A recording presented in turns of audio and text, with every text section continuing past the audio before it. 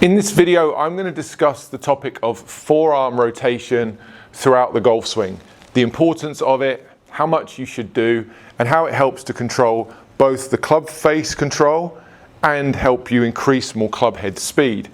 If you're unsure about this topic, don't worry. Lots of people find this quite confusing, but today I'll explain the basic concepts of the forearm rotation in the golf swing, the movements that you need to do, and I'll include some drills that will be specific to your own issue because everybody has a slightly different way of doing this. I'll begin with a brief explanation of the movement of the forearms and how you can see it and how we can describe how these arms are rotating. Because we place our hands together facing each other in golf, the movements are independent or opposite of each other. So when one forearm is supinating, the other is pronating. This rolling of the forearms, this rotation of the forearms, exists in every single golf swing to some degree. You don't necessarily know that you're doing it, but how much you do will greatly affect your ability to control the club face and will also influence how fast you can swing the club. And the most obvious question you probably have straight away is, well, how much should I be doing? Well, unfortunately, the answer to that question is it depends. It depends on a number of factors based on your body motion throughout the swing, because the forearm rotation, just like a lot of other pieces of the golf swing, is a blend that you're trying to fit into the entire puzzle. It's a piece that you need, but it's a piece that you need to add the appropriate amount. Let me first of all show you what that rotation looks like throughout the backswing, the downswing and the follow through. And a nice easy way to see that is to stand to the golf ball and then stand erect. So you stand out of your forward bend and you'd simply stand upright like this with the golf club out in front of you. And you'll notice the golf club here is horizontal to the ground, it's level to the ground. And the reason I like to demonstrate forearm rotation in this way is it's very easy to see when I'm stood upright how swinging this club around me, if I was to do this correctly, I'd be keeping this golf club and the shaft level to the ground throughout the swing. And in doing so, my forearms are moving and rotating around my body. My lead arm is supinating, so the palm's turning down. And during the backswing, my trail arm is pronating, the hand working upwards. So that exercise there in the backswing would help you to understand the movement and get a decent grasp of whether you're doing too much or too little. And once I reach this point here, if I was to add the side bend or the tilt back into the swing, you'd see that this looks like a pretty decent backswing with my lead wrist also flat to my lead forearm. So that's a nice way of at least starting to get a concept of how the forearm rotation would work in the backswing. If you were to do it very differently, there's certainly players that do. Someone like Matt Wolff, for example, who has a backswing where he takes the club away in a very extreme fashion. Jim Furyk would also do something similar.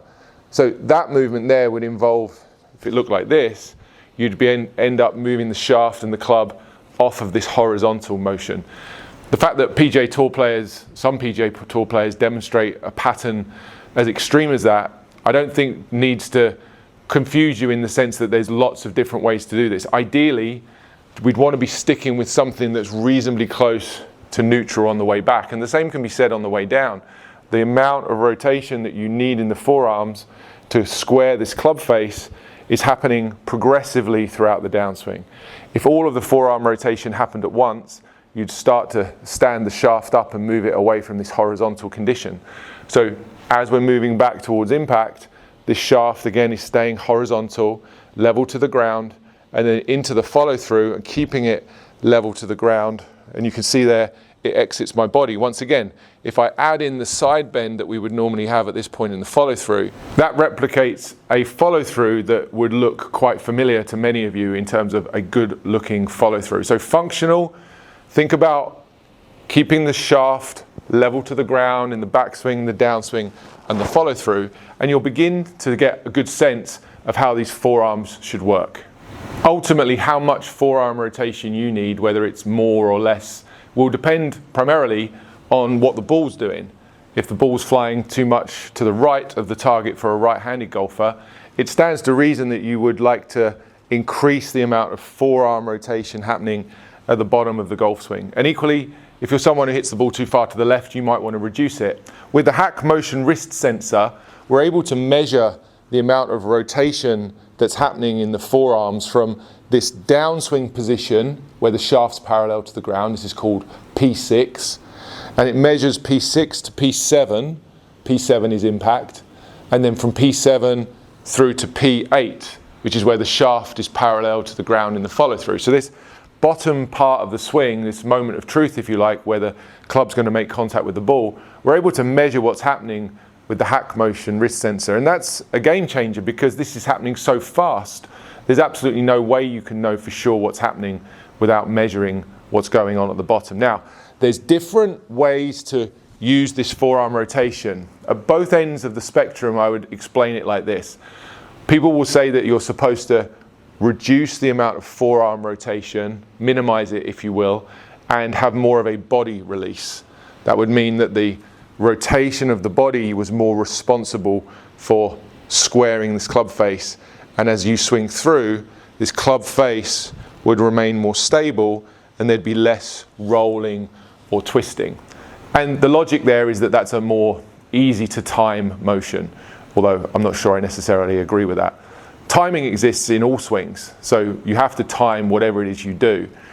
Doesn't matter whether it's the body release that I just described or something that's more of a arm or hand release, where the body would be slower and the arms and hands would be more responsible for, again, the squaring of the club face. Now you need to know which category you fall into, and hopefully your ball flight will start to tell you that. So I'll go ahead and hit a couple of shots here. We can see just how much this club's moving or rotating through the bottom of the swing.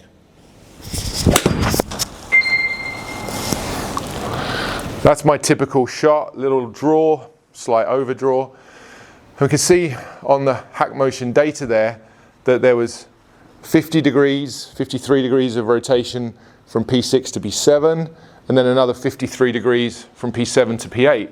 So that's quite a uniform amount of rotation. I'm getting some of that from the forearms. I'm also getting some of that from the body. And it's a blend. You have to understand that it's a blend. And in these circumstances, it's prudent now to really discuss the types of drills that you could do if you needed to add more arm rotation or if you needed to take some away. So if you were looking to increase the amount of forearm rotation that you were using to square the club face at impact, I would recommend a drill that reduces the body motion. And that would be to simply hit balls with your feet together. Now start by making some practice swings where you have your feet together, and you'll begin to notice very quickly that the weight of the club, the weight of the club head, is being encouraged to swing past you more. And that's because you have to support the weight of this club somehow, and with the body not involved as much, not supporting the weight of the club, you're going to see much more of this natural release of the forearms. That would be somewhat similar to if you stood up here and did this exercise again and thought about hitting something that was up in front of you. Similar, if you like, to a baseball type swing. If you were making a motion where you were trying to hit something that was up in front of you, there'd be a blend of body, but there'd certainly be a decent amount of arm rotation. And that's what we're getting from this feet together drill. So put your feet together, make some practice swings where you get a feeling of what you're trying to do there, and also just to stabilize yourself and make sure you have sufficient balance, because when your feet are together, that can be a little bit harder to do. Set up to the ball, feet together, get ready to go. And you see in that example, I certainly closed the face a little bit more and happened to hit more to the left. There's a sense there as well that for some of you that will help to increase some speed, because you definitely get a lot of speed of your swing from the release of the forearms. So feet together, take it back, and release. For me, that's not a great drill.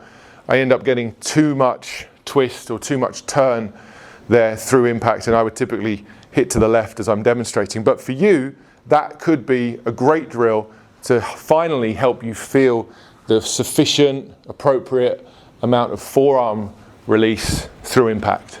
And if you're on the other side of the spectrum and we want to reduce how much we're rolling this club face through impact, then you're going to utilize more of the body motion. You're going to try to feel like you hit this ball with zero rolling of the club face. And a great checkpoint to work to is that as you go through impact, you reach a point in the follow through where the shoulders are turned around 90 degrees. The club and the arm are still aligned. From down the line, that would look like this. That's the shoulders turning towards the target. That's me turning towards the camera, but there's no conscious roll of the club face. And you see how the shaft of the club here is still very slightly trailing my lead arm. It hasn't moved past like so. This is the opposite end of the spectrum. This is a drill to reduce forearm rotation. So if you're someone who suffers with closing the face too much and hooking the ball, this would be a really good place for you to practice. So you're trying to turn your shoulders through 90 degrees and stop where the club hasn't rolled or released past that point.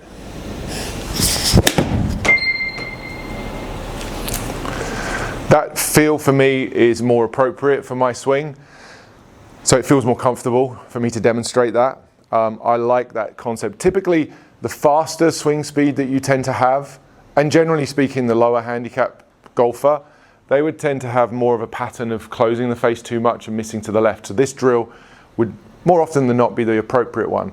If you're a slicer, someone who struggles with distance, hits the ball to the right too much, then the first one where the feet are together is probably going to be the best drill for you. Whatever it is, you need to experiment with this part of the swing.